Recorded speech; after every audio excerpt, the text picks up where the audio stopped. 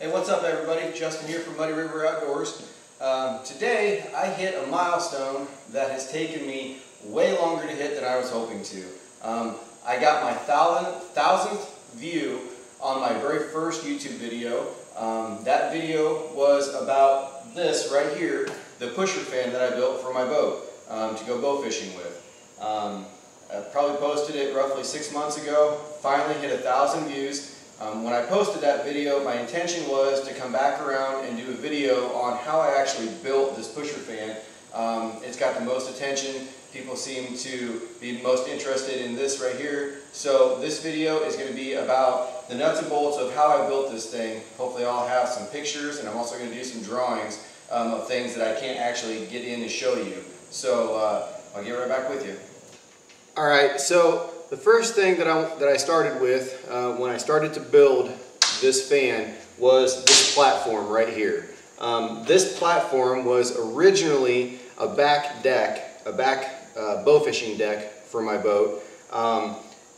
It had taller rails on it, but it was fit perfectly at the base of the boat to go down on the back deck part of my boat. So I didn't get a lot of use out of that. Typically we were fishing off the front of the boat, so I decided to chop this up and use it for my fan, since I wasn't going to be able to use it anyways if I had my fan on. So everything here is made out of aluminum. I purchased most of my aluminum through Zorro.com. Also, you can get aluminum through McMaster-Carr. I've also bought some aluminum through Amazon. There's other local places that you can get it through, but you just got to search around and find the best place you can get the best prices for you. So that's where I got all of my aluminum, so just to answer that question right up front. So I took my back deck and I cut the top railing off of it to get the start of the platform here to mount everything else off of. So that was my beginning point when I started this, was this platform. Alright, so once I got my platform all cut to size how I needed it, the next point that I went to was this section right here. This aluminum tube right here is an 8-inch by 0.125 thick piece of aluminum tubing that I cut to size here. I had to do a lot of measuring. I had to know ahead of time the size of motor, the size of the fan blades and everything. I had to know all that stuff ahead of time in order to get the right height on this piece of tubing here. Otherwise, this thing was either going to be really, really tall, or the fan blades would have actually hit the deck. So you need to have, when you're starting one of these builds, you need to do a lot of design work up front, and you need to know the dimensions on everything up front.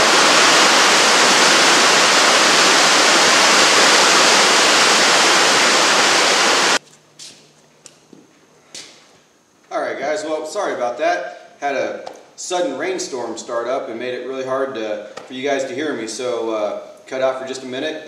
Finally stopped raining, so we'll get back at it. So like I was saying, this is where you really need to do a lot of your design work up front. Spend the most time doing this so that it all comes out good in the end. Figure out, you need to know the height of the motor that you're going to use, how tall that motor is going to be. You need to know the fan blade size that you're going to use, and then the size of the shroud, how big that shroud is going to be. Take all that stuff into account and get that all drawn out on paper before you even start cutting anything. Measure 36 times and cut once, guys. That's what I can tell you on that deal. So once I got my measurements all figured out and I got this cut, the next part is this right here. There's actually two of these. This is what's called a pillow block bearing. There's one on the top here, but there's also another one on the inside of this 8-inch tube down here at the bottom. The reason for that is this shaft goes from the top here all the way down to the bottom. And if you only had one bearing at the top or at the bottom, that bearing would wobble and nothing would work out right. You'd have a mess. So pillow block bearings, I purchased these on Amazon. They're not very expensive. I don't know, maybe 10 bucks a piece, something like that. So I've got a pillow block bearing here, a pillow block bearing here, and the size of the pillow block bearing that you get is dependent on the size of the shaft that you're going to have running down through the center of your platform here. So so again, you need to know everything. You need to have everything figured out up front ahead of time when you're buying parts and everything. So. Alright guys, so just thought I'd give you a little bit closer up look here of what this tube looks like. I've also put these outriggers here on it. I put 4, one on each side here, just to give it a lot more strength. This thing really rocks back and forth a lot, whether you're going down the road or going across wakes, whatever the case may be. You want to secure these things down as good as you can, especially with this aluminum. Aluminum does crack, so I welded my 8-inch tube onto another 0.125 thick piece of aluminum, and then bolted that down to another sheet of aluminum that's actually bolted onto my platform. This, I think, kind of by doing this, it's giving me a little bit more flexibility when this thing is moving up and down. I think having those different layers like that is going to help prevent anything on here from cracking. It's probably going to eventually crack, but I think not maybe as quickly as some others that I've heard of. So so that's kind of how my mentality on that. So going back here to these pillow blocks, like I said, this pillow block is for 1.5 inches center. That 1.5 inches center is for my 1.5 inch steel shaft. This is the only part of the whole thing that's steel, is my base that the motor is mounted to, and then it comes down to, again, more gussets that attach and are welded to this 1.5 inch steel shaft that goes all the way down through the center and down through the bottom of the platform. Alright guys, so I'm laying underneath this thing right now. This is where we really start getting down to the nitty-gritty of how these things work. I spent a lot of time trying to figure out gear ratios for this gear and this gear, or these two sprockets, if you will. In order to turn the fan 360 degrees, you got to have the right ratio between your the gear that goes on your 1.5 inch steel shaft and this sprocket here that is actually what your actuator attaches to.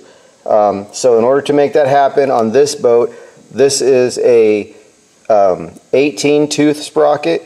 This is a 72 tooth sprocket, and I went with a number 40 chain. It's right here are my lower pillow block bearing that my 1.5 inch steel shaft, keyway shaft, there's a keyway right here, that is the 4 bolts that holds that pillow block in place for the shaft to go through. And that's the shaft that goes all the way up to the top for the platform that the motor sits on. Again, on this side, like I said, this is a 72 tooth sprocket. It has a steel keyway shaft that goes from here all the way up to the top as well, and it too goes through 2 pillow block bearings. Those pillow block bearings are actually sandwiched together, one on top of the deck and then one on the bottom. It's actually up here on the other side. You can't quite see it, but it's on the bottom side here. And the reason that you need two of those is because if you only have one pillow block bearing, that shaft will want to tip. Those pillow block bearings, the bearing in the middle is not solid. It doesn't just sit there. It will actually swivel from side to side. That's the way they're designed. So if you have two of them sandwiched together, it won't allow for that movement of the shaft that you're putting through them.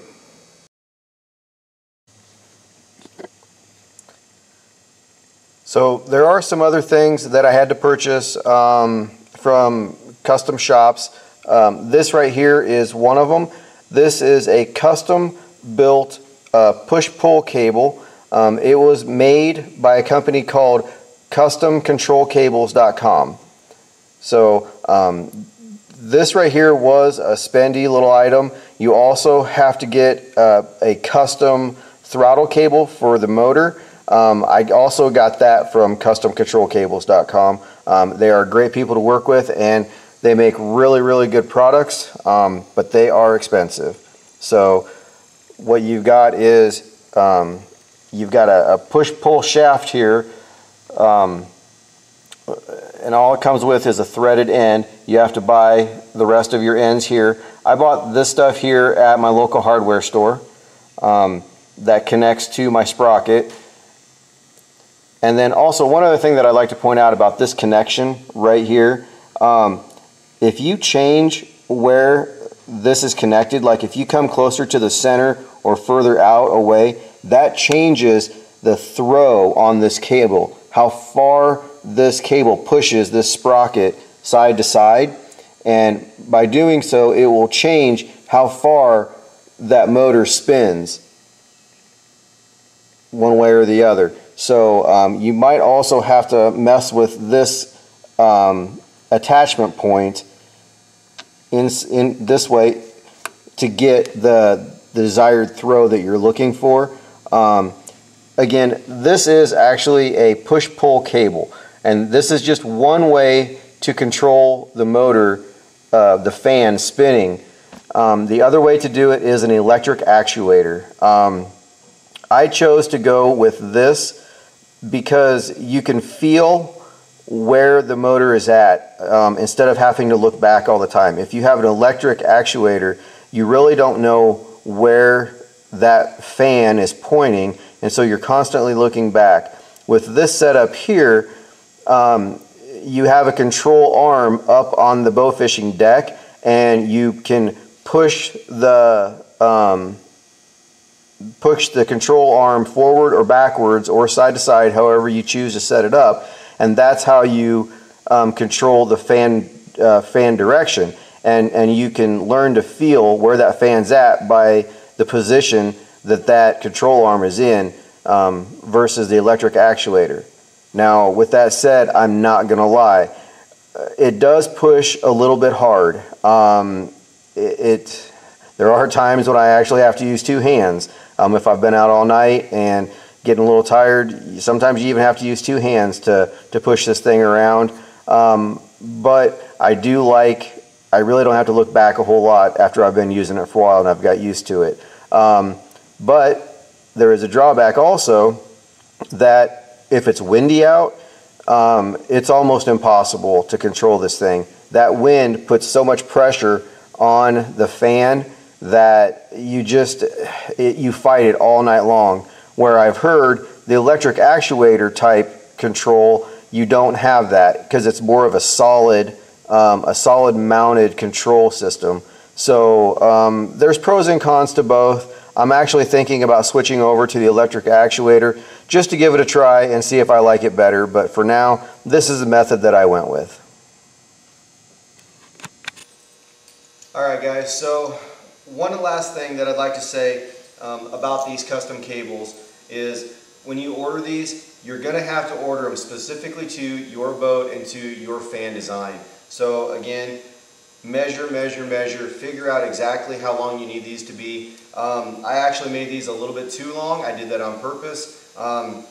Just, you don't want them to come up short. They cost way too much money for them to be showing up on your mail, and they come up short. So order them a little bit long. You can do something with the excess, don't worry about that. And then the way I look at it, my boat is an 18-foot boat. If I ever decided that I wanted to go to a 20-foot boat, I would be able to use these cables and just take my fan and everything right off and put it on a 20-foot boat, no problem. I made these that long that I could do that. So just keep that in mind when you're ordering these cables, but for sure, check out customcontrolcables.com. They do a really good job. These are great cables.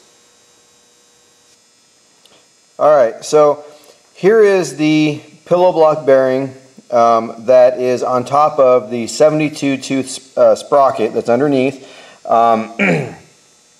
Again, this is an inch steel keyway shaft that goes through the pillow block bearing, and the second pillow block bearing that's directly underneath and bolted together. But one thing that you want to do that I don't have a good way of showing you, I might have to draw it on the board here, is one of these sides, the hole that goes through, it's actually elongated so that I can take this pillow block and I can pull it this way, which is actually, that's how you tighten the chain. That's how you get adjustment in your chain for your sprockets. Otherwise, you're not going to have any way of adjusting it. So I'll try and draw that on the board here, how the pillow block bolt on one side is elongated this way so that you can move that pillow block to tighten the sprocket, or to tighten the chain. Alright guys, so you're going to have to forgive me, I suck at drawing, but this is my attempt at drawing the pillow block. So you've got your pillow block here with your 4 bolt holes in the pillow block, and the this is an inch hole in the center for your keyway shaft that goes through the center. You will not put a bolt in this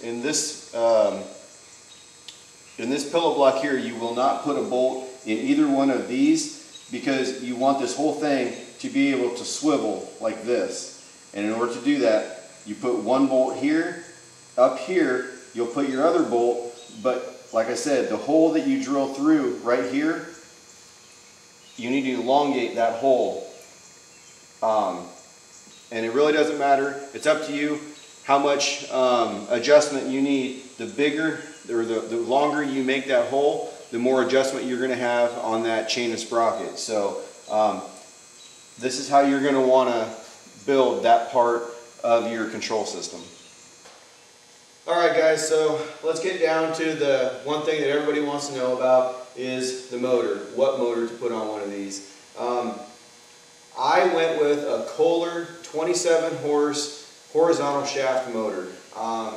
There are lots of different options out there. You just got to go with whatever you think is going to work best for your setup.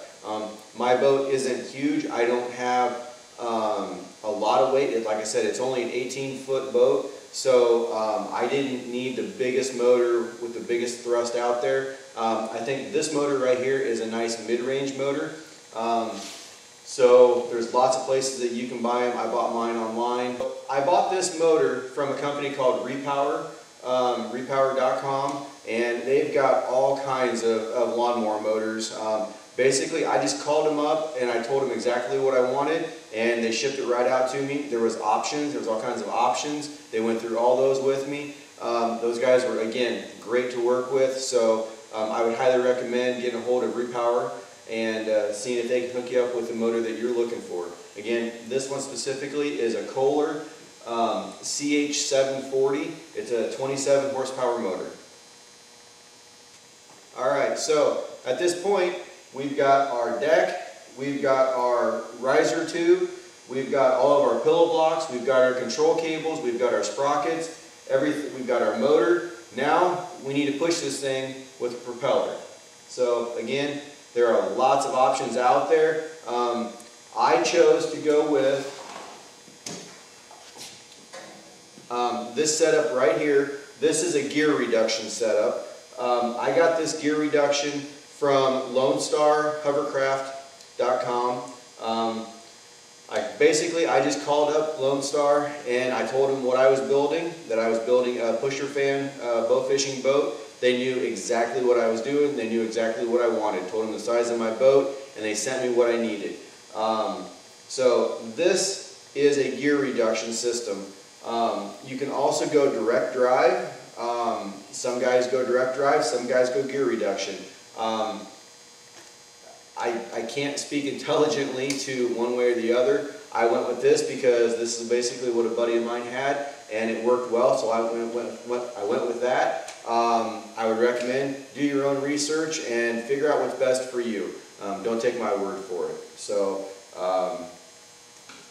yeah, LoneStarHovercraft.com if you're interested in this setup. So when I got this propeller and gear reduction system, these blades were a little bit longer. They were, it would have been a 60-inch from tip to tip. It would have been 60 inches. I cut it down. This is actually 54 inches from tip to tip. So that's just what worked out best for me. I wanted to keep it. I wanted to keep this thing a little bit lower. I didn't, every little bit on top just adds that much more height going down the road, taking out, power lines and everything else. So that's what I chose to do on this. There are other fans out there that produce more thrust that have a smaller diameter. So just do your own research on that and figure out what's going to work best for you. All right, so once you get everything all put together, next thing you're going to need to do is get fuel to your motor. So the fuel, when you're building one of these, it's got to be lifted up from your fuel tank up to the motor. So in order to accomplish that, you need to run about 2 pounds of fuel pressure. You can see my low pressure fuel gauge here. But in order to do that, I'm running an Edelbrock fuel pump. This fuel pump, I believe, is a 2 to 4 pound fuel pump.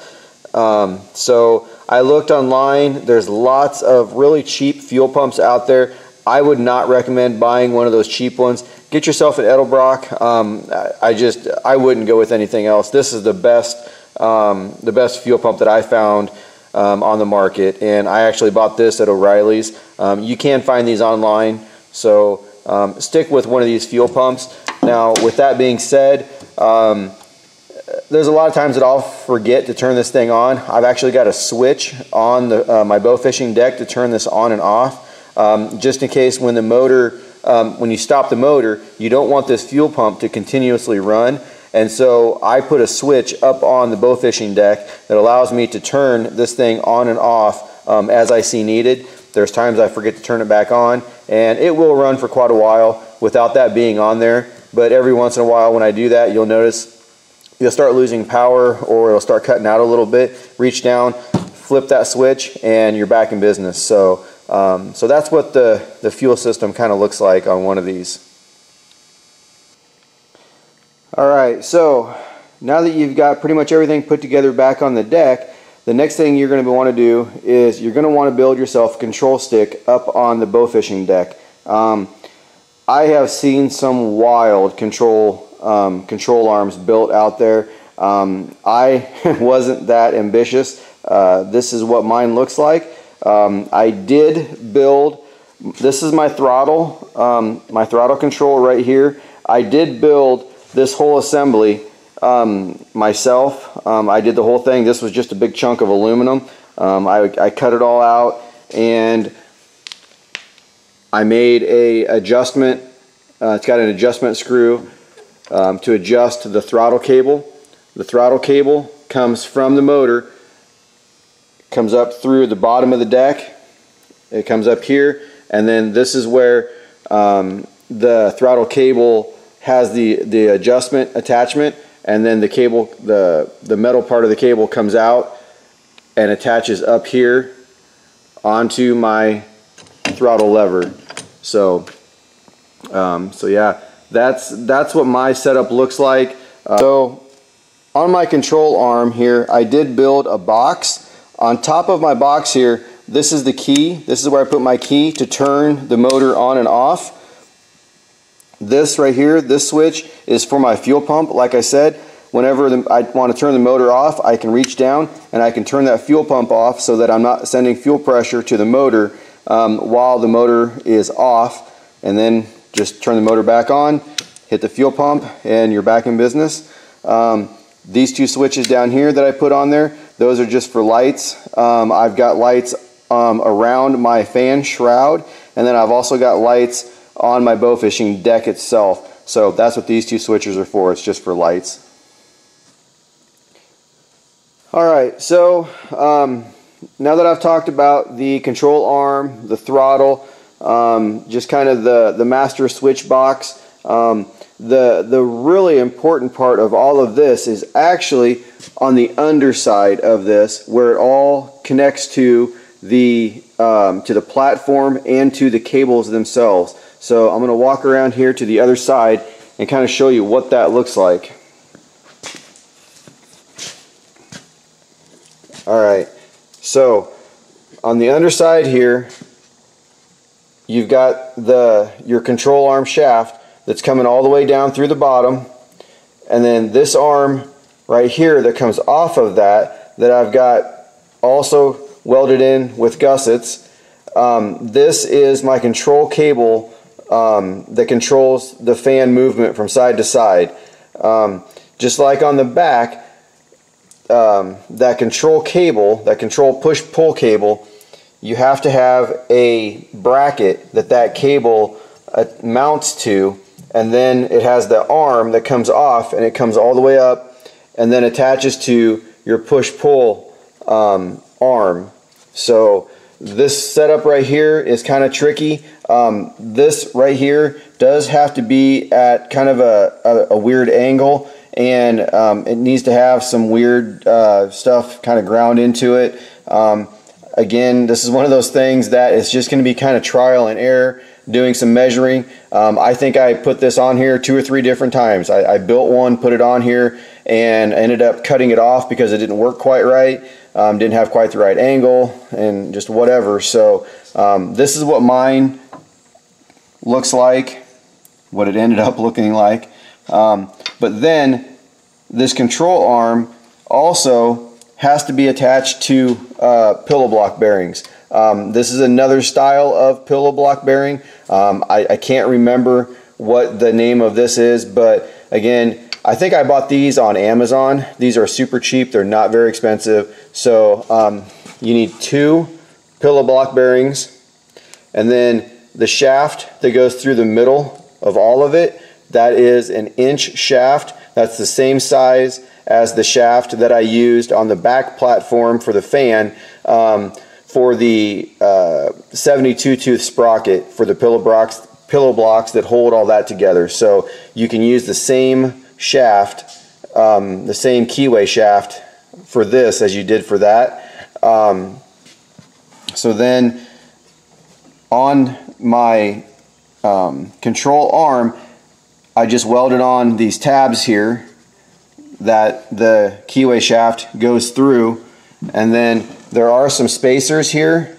These are just, I can't remember exactly what they're called, but you'll find these when you're looking at the keyway shafts. You'll find these spacers with the keyway shafts and with the pillow blocks. You'll find all that type of stuff together when you're looking that stuff up. So these spacers here actually have a, I don't know if you can see it, you really can't right now, but there is a Allen key that goes in here that tighten it down to keep it in place so that it doesn't slide side to side.